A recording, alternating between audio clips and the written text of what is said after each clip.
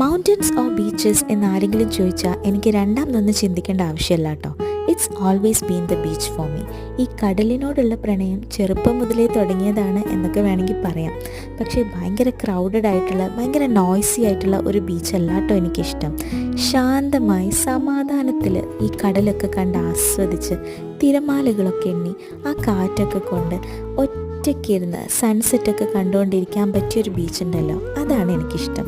ഇന്ന് ഞാൻ വന്നിട്ടുള്ളത് ഫാമിലിയോടൊപ്പം കേട്ടോ, ഒരു നൈറ്റ് സ്പെൻഡ് ചെയ്യാൻ വേണ്ടിയിട്ട്.